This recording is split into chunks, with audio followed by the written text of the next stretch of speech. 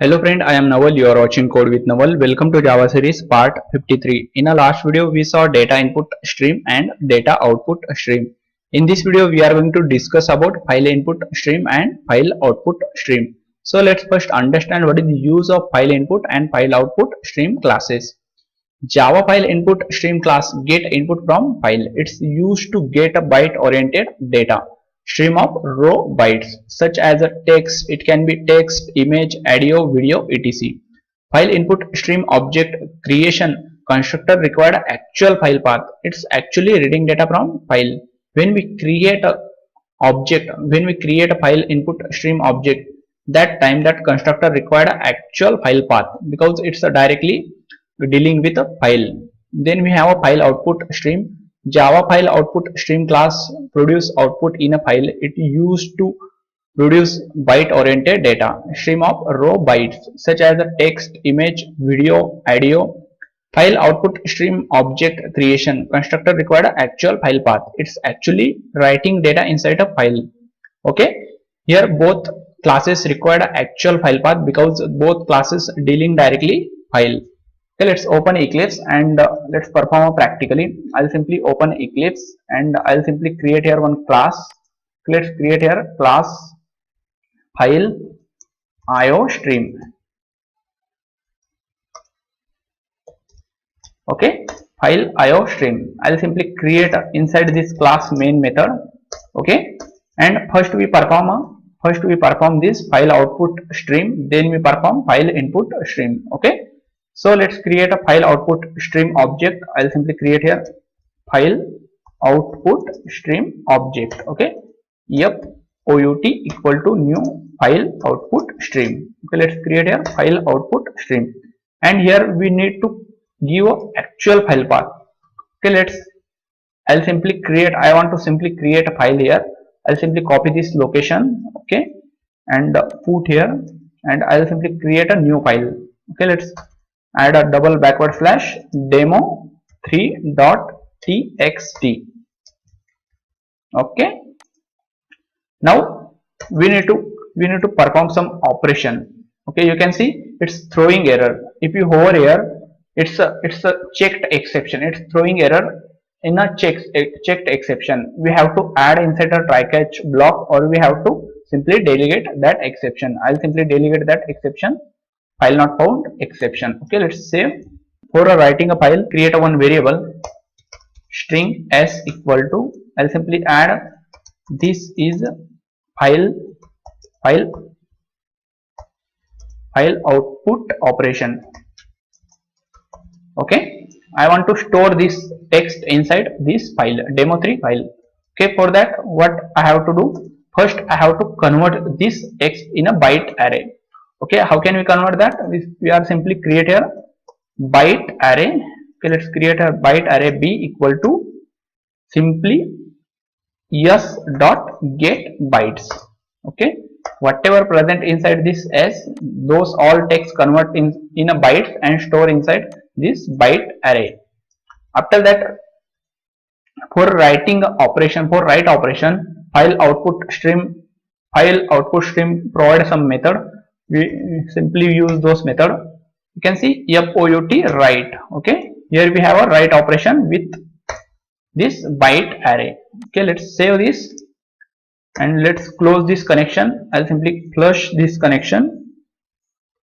𝐕𝐢𝐿_flush, then 𝐕𝐢𝐿_close. Okay, let's save this. You can see it's throwing error because this one is also throwing a IO exception. Okay, let's add a delegate here and let's save this. Let's run this program. I'll simply right click here, run as Java application. You can see it's successfully run. Let's check.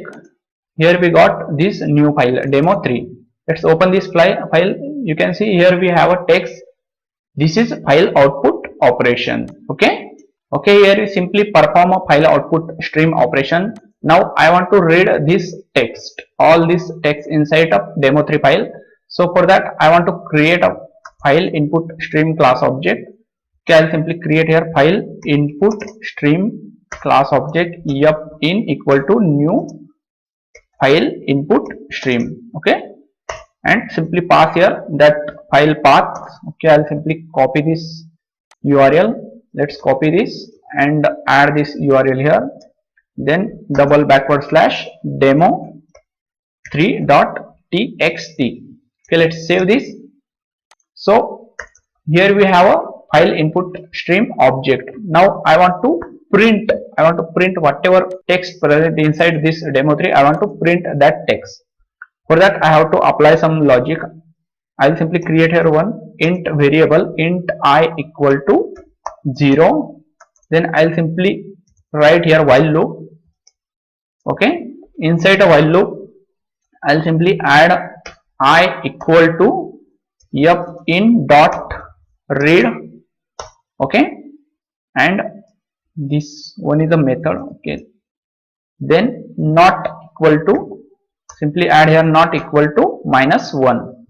Okay, until we not get -1, until that this while loop continuously iterating.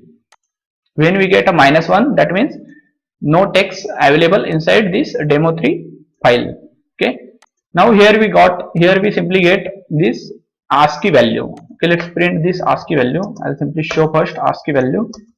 This I, let's print this I and let's save this. I'll simply comment this above code and close this 𝑢p_in dot close. Let's save this, run this program. We can see here we got ASCII value. Now we want to convert this ASCII value to string. So how can we do that? We simply here we have a simply option here, simply typecast character. Okay, simply whatever ASCII value, simply convert that ASCII value in a character.